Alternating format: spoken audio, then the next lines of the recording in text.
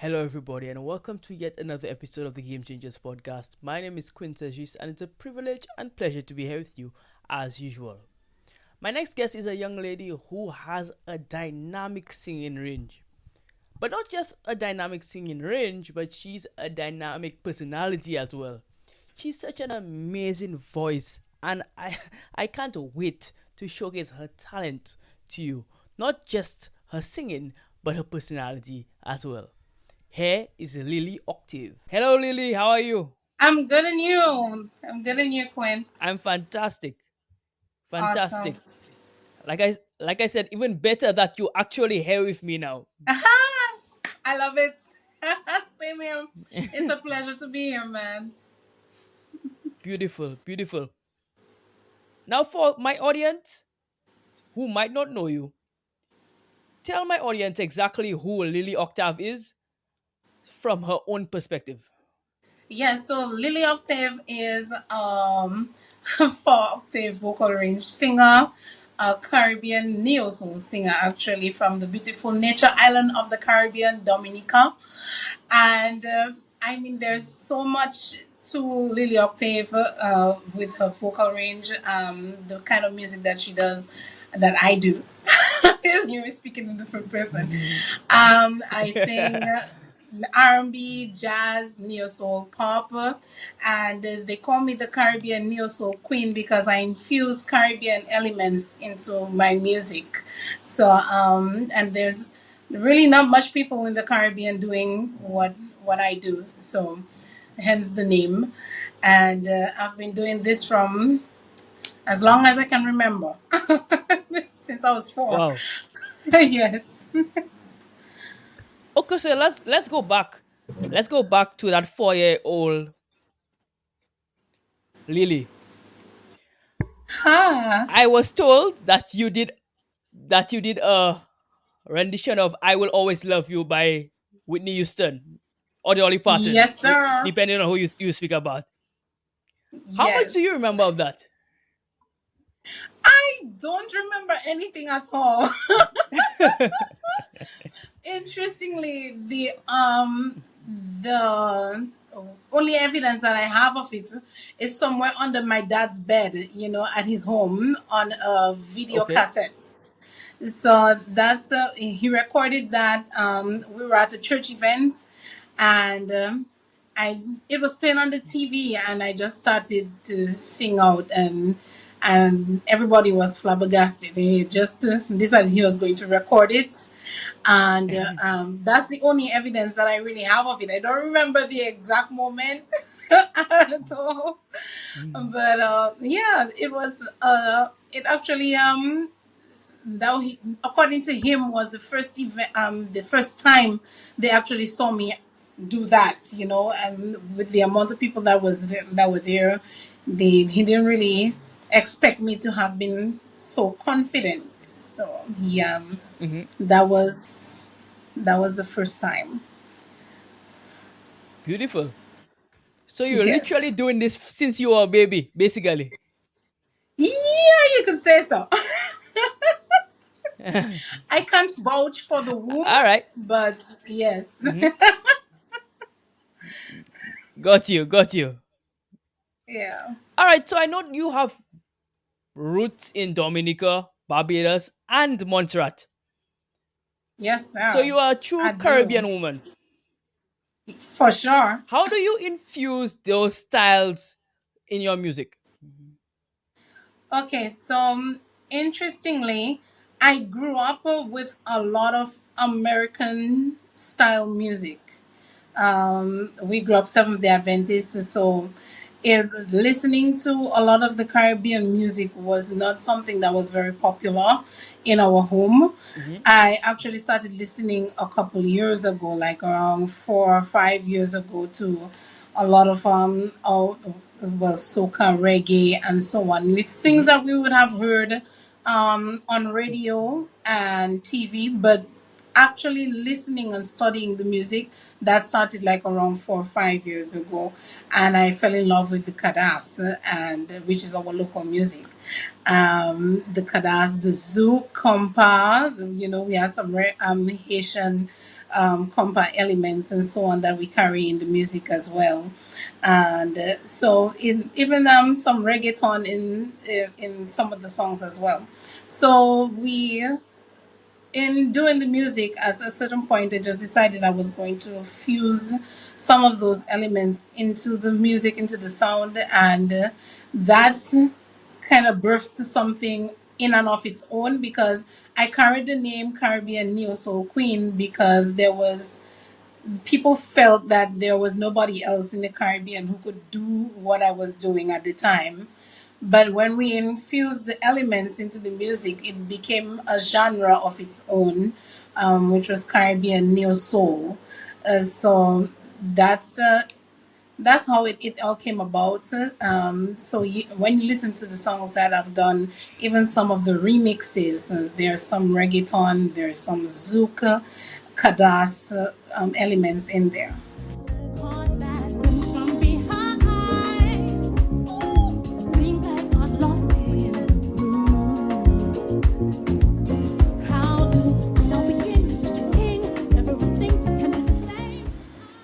Beautiful, beautiful. Yes, sir. So, for somebody who doesn't understand music to the level that you understand it, can you explain how you actually infuse those sounds together, or at least do your best Okay. to? Yes, sure. Neo soul, the vocals play a huge part. How you sing plays a huge part in the delivery of the song, right? And live instrumentation, which is already very close to how we make music in the Caribbean, right? Is with the live instruments.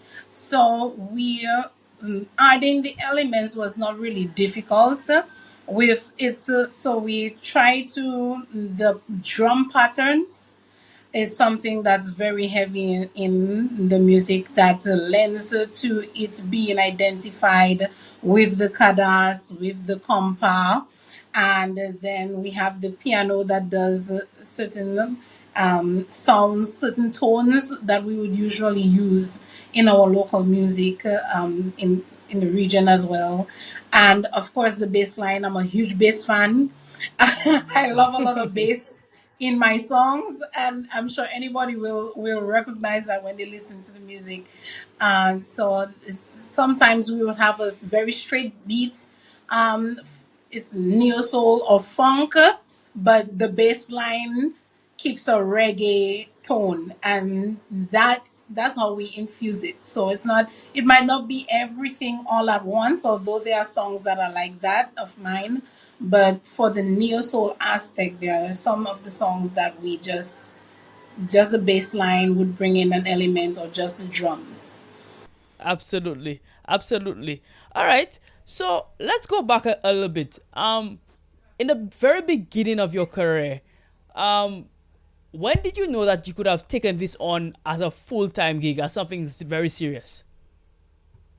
Okay, so that was actually when I met my manager, Mr. Lindsay George, because I did music before, but it was more like just gigging, doing a gig, Okay. and not as serious. Um, I wanted to do a lot more, but I didn't know exactly what I had to do. And there were not a lot of Right. people with that knowledge around. So when I met my manager, and he's also my vocal coach, by the way. He Wow. kind of, yeah, we started off with the vocal coaching, and then we went into actually doing the music, like creation and so on, because I Mm-hmm. used to write before, and then registration and all these processes that comes with the territory. So that's when I knew that I could do it seriously. I felt like I had a team, because there's also the Y2 Music team that that manages me. So I have an entourage of people who know what they're doing, and I feel like I can go anywhere with them. Beautiful. Sometimes we, as fans, as people who listen, might not be able to tell how much collaboration happens behind the scenes to put together a project like that. Yep, a lot of work. Absolutely. A lot of work, a lot of I can planning imagine. before, during, and after. Yeah. For sure. For sure. Now I know that while singing might be the most prominent thing that you do, you are so much more than that. You do so many other things. I know you're into modeling, you're a massage therapist, and you have all these diverse talents. So how do you balance all those talents with maybe the main thing that is singing? Or you can tell me if it is the main thing or not. Yes, the main thing is definitely my music. It's keeping me busy. How I balance everything is I have a very tight schedule, and I have Mm, so the massages, it's actually it's scheduled. So there's set times, and there's a website that helps me do that. So, and that's all through the Lily Octave website actually. So we have the booking site, and for so in between, what I would do is when a client would book for massages, I already know what's on for my schedule, so I can fit everything got in you. around that. Yeah. So, and music, it's any time of the day, anyway. I know I have a client in like the next 30 minutes, and music goes on. I have something comes to my mind. I have a tune for a song, and I just record it on the phone until I can get back to it and continue my process. But that's how it Right. happens. Everything is scheduled. Yeah. Yeah, and I was going to ask you about that, the process of writing songs as well. What Ah, sort of things do you draw inspiration from? my life experiences. I Okay. find it difficult to write songs that I cannot relate to. Hmm. It's although it's a bunch of storytelling, and I have written songs for others where it's just imagination, raw imagination. Just this is something that could have happened. It's sad, it's lively and it's inspiring, but for me, most times, my life experiences. At least that's what I put into my personal music. Beautiful, beautiful. So you tell your story through your music. That's what I'm Yes, understanding. that's right. Beautiful, beautiful. I love that. And these are the songs that people can really relate to because, sometimes even if they might not actually have that experience themselves, authenticity sells. People Yes. who believe that, okay, this thing is real. It's coming from a real place. It's coming from somebody who understands life and is going through an experience. And even if I can't relate with that experience, maybe not now, maybe I know somebody else who has gone through that experience. So I Right. really like the fact that you take, the reality of life and utilize it in the art, because often art imitates life. True. True. Very true. Yeah. Absolutely. It's a reflection Absolutely. of things that have happened. Yeah. Absolutely. All right. So we're moving on to a segment of the podcast that I really like. It's called the Quick Hitters. Now, the Quick Hitters is a segment with rapid fire questions. Woo! Yes. So Okay. as rapid, as quick as you can, as quick as you can answer. I will not judge you if you take extra time. I will not put you to a timer. But let's see how well you can do, how quick you can do. All No right. problem. All right. Let's go. So Okay. first quick hitter question: when you're not creating music or modeling or doing the 10,000 other things that you do, Oh my, how do you're you breaking up a unwind bit. or reconnect with yourself? I was saying that I love nature and I love long walks, and that's for me how I reconnect. Also, spending time with my daughter. That's how what helps me unwind. Yeah. So apart from the busy day, that anytime that I get to spend, even with my plants, I'm a plant lover. Yeah. That's what helps me to reconnect. Beautiful, beautiful. All right, give me 3 words that describe your music. Inspiring, positive, Mm-hmm. motivational, and yeah, these. So that's 3. Yeah. All right. So Yeah, inspiring, motivational, and what was the other one again? positive. Positive. All right. So yes, I like that a lot, and I could tell. I mean, just from the type of individual you are, obviously the music will be just like you. So Yes, for I could sure. tell. Final question. So final rapid fire question. Who would you like to see on this podcast? Ha! Well, I know there's dupes. Okay. I've not seen him on theirs yet, but I don't know if he has been. But Right. Right. So he has been here, ah, but I need to do a solo. I need to do a solo episode with him. It's very soon. So yes, definitely, I will get him on here yes, for sure. sir. Yeah, For sure. For sure. So Dupes, she called you out, bro. that's You have to it. come. You have to come. She Yep. called you out. So And Mecca, yeah, dupes and definitely. Mecca. Yep. Absolutely. Mecca definitely needs to be here. Mecca has never been here, but Ha! he definitely needs to be here. Yeah. Yes. Absolutely. Thank you, Rich. All right. All right. So we're quickly moving on to the back end of the interview. Um what message or emotions do you hope that your listeners take away from your music when they listen to it? Definitely that overcoming motivation, inspirational aspect of it. That is what I hope that a lot of the listeners take away from it, because there's some songs that if you listen from the first time, it might come off as angry and probably bitter, but then when you get Mm-hmm. to the end, you realize it is not harboring these emotions. It's a Got matter you. of going to do something positive about it. It's not just having it or feeling it. It's what you do about it. So I hope that they really take that part away from the music and find ways to keep inspiring yourself, keep growing, keep making yourself happy, feeling on top of the world. That's one of the songs that I've written. Glory is another one. This is all, just looking deep within and bringing out everything positive that there is about you. Beautiful. Beautiful. So you want them to truly embrace the positivity that your music That's it. really brings out, right? Yes.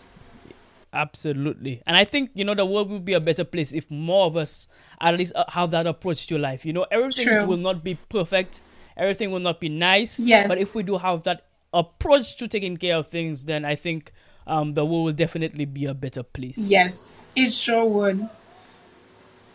Now, speaking about, the challenges faced, I know that you would have had challenges navigating the music industry and trying to stay authentic to your roots, your Caribbean roots, not just your Caribbean roots, but your beliefs and all those things. What are some of the challenges that you have faced, and how did you navigate through them? Well, the challenges that I had faced really were opportunity. This was Mm, one of the biggest challenges that I faced, because the type of music that I do, yes, it's true that eventually we added Caribbean elements in there, but opportunities for neo soul and jazz in the Caribbean is not as um, it's not a lot, compared right. to bouillon and soca Mm-hmm. and reggae. So this was the biggest issue, but overcoming was definitely what we did, which was actually infusing the music elements in there. So now they get something that is authentic, which is the neo soul, with something that they're familiar with. And that opened some avenues to be able to be a little more flexible and to get a little more. leeway with events and so on. Of course, we're really aiming for St. Lucia jazz, just throwing that in there. But you know, Yes, yes, yes. 100%, yeah, 100%. Can't wait to see you here. yeah, and jazz and Creole here. But we did that recently, this year. That was I'm grateful to DFC for giving me because this is the biggest platform that we have in Dominica for what I do, and I'm grateful for them Right. doing that. And that also led to some of the events happening where we could actually use the music there. And of course, overseas, there's a lot of opportunity overseas, and we've traveled a lot this year to Switzerland, Algeria.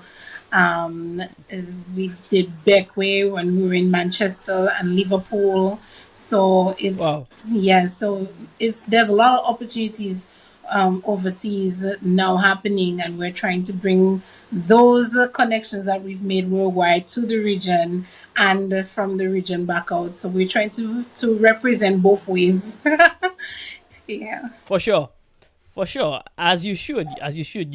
We need to, and I guess with the type of music that you do, it's the best of both worlds. So it's bringing the international to the Caribbean. Yeah. But when you outside of the Caribbean, perform outside of the Caribbean, it has that Caribbean feel and that Caribbean vibe and that Yes. Caribbean, sound that the outside world craves because the outside world really craves Caribbean music. Whether Yes. it be reggae, soca, dancehall, it doesn't matter what Caribbean music, they really, really crave it. So that True. balance, I think, is very, very unique. And I really, really love that element about your music. I do. Thank you. Yeah, because It's you're beautiful. saying that, and it reminds me of something that someone in Switzerland, back at Switzerland, said because I did perform there for the ITC's 60th anniversary at the Hmm. World Trade Organization, and they said that that was the first time they saw people dance, like really dance up in there. Yeah, we did a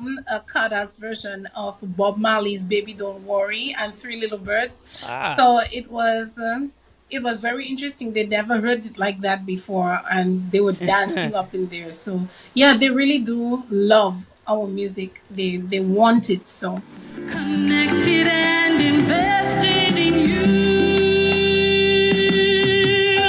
I'll stay with you. What you're holding inside. Just give me your hand. I'll stay with you for the ride. I'll stay with you. We'll grow together and rise with each other. Beautiful, beautiful. I love that for you, and I only hope that it gets bigger and better from here, for sure. thank you. Absolutely. Okay, so when it's all said and done, when you finally hang up your boots and when your career does come to an end, what would the legacy what would your legacy? I'll take that again. Yes. So when it's all said and done, and you come to the end of the career, you're chilling on a yacht somewhere, you have retired, it's all over. What would you want your legacy to be? My legacy, really, I would want people to remember me for having having brought more elements or the genres of Caribbean music that were not widely known to the entire world in a different way. I think that Barbados has a Rihanna, and Trinidad has a Nicki Minaj, and Jamaica has like everybody. But Dominica, yeah, Dominica has not had. Dominica has a Li Li Octave, so that's what I want to. I really want them to see Damn that. right it What? does. Yeah, Absolutely. that's the effect that I would like to have, and for everybody to remember the music that I've made, which I hope would be timeless. I hope that people would Absolutely. enjoy it for years and years and years to come. That's the legacy. Beautiful, beautiful. Yeah, and I guess, well, with the elements that you utilize, just the Caribbean vibe and the international vibe, but also what you speak about in your music, because I think that I mean, as much as I do like instrumentals, as somebody who observes and loves music, the message often comes in the words and what you are saying, what you are trying to portray, and what you are trying to keep with the audience. And just, the messages that you do portray can have a lasting legacy because, it being positive will be a necessity regardless of what time in history we existed. It could be now. Like how you put it. It was so in the past. Yes. It's so now, and it will be so in the future. Yes. So that timelessness, like you said, that longevity, I can definitely see it, being seen in your music for years to come. Thank you. Thank Beautiful. you so much. I received that. Absolutely. All right. If you could give a piece of advice to young aspiring Caribbean artists, what would it be? It would be, don't get distracted by the hype. Okay. And don't, because there seems to be there is a stigma that you have to make music a certain way for you to be accepted. And I want our original artists to think outside of the box and not follow the norm for the region. Right. Because everything has a time, and I want us to diversify the amount of the way we make music. So there's a time for sexy. I have some sexy songs.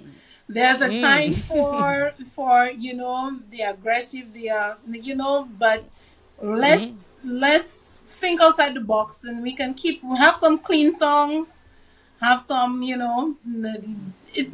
can mix it up, because there are people out there who are really looking to invest in artists who can appeal to different audiences and who can perform in higher paying gigs, opportunities, events. But the music has to be a certain way. And so I want them to, believe in yourself and the creativity that you have, and also, diversify your song. Don't be afraid to speak on different topics. It don't have to be the same, It don't have to be sex all the time. You can make it. Yeah. For sure. You must switch it up, and it must show your versatility. Because like I said, Caribbean people are so many more things. We are not just one genre of music, one sound, one vibe, one kind of consciousness, but we are so much more than that. And I think different people bring different elements to different things. True. And we must truly embrace who we are as Caribbean people. And if we do that, then I think not just the music will be better, but our whole Caribbean culture and our whole point of view of life, I guess, will be better. Definitely. Absolutely. Final question before we come to an end. What is next for Li Li Octave? Okay, well, two questions. What is next for Li Li Octave? And secondly, where can we get your music? No problem. Okay, so what is next for Li Li Octave is a lot more music, that's for sure. We have Jazz and Dine, which is a Li Li Octave event, and so Li Li Octave and Y2 Music event on April 6th. That's going to be next year. This is the second edition of Jazz and Dine, and at every Jazz and Dine event, we bring original music, a live album comes from it. So we can expect another live album. Of course, we'll be working on studio recordings as well, studio albums. But a lot more traveling. So we'll never know. Li Li Octave might be coming to somewhere near you. Yes. And my music can be found on all platforms. That's iTunes, Spotify, SoundCloud. Just name it. Deezer. And anywhere. It's all over. YouTube and all. Just name it. It's there. So wherever you stream music, you can get Li Li Octave. That's right. That's correct. Absolutely. Yes. Absolutely. Lilian, thank you so much for coming on to this podcast. I really enjoyed our conversation. It really inspired me in my own way, but I hope that you also enjoyed it and had a great time here. I did. This was actually very nice. Thank you so much for having me. It was a pleasure speaking with you. You're awesome. Yeah. Thanks. Thank you so very much. Okay, guys, so this has been yet another Game Changers episode. And to thank you for coming on to listen. Remember to like and subscribe. Game Changers is wherever you get your podcast. Same way Lily's music is wherever you can get music. Game Changers is everywhere you can get podcasts. So remember to like and subscribe and follow, and also download the episodes so you can listen on the go. That's right. Anyhow, this has been yet another episode, and to thank you for coming on. And until next time, stay hungry, and I'll see you then.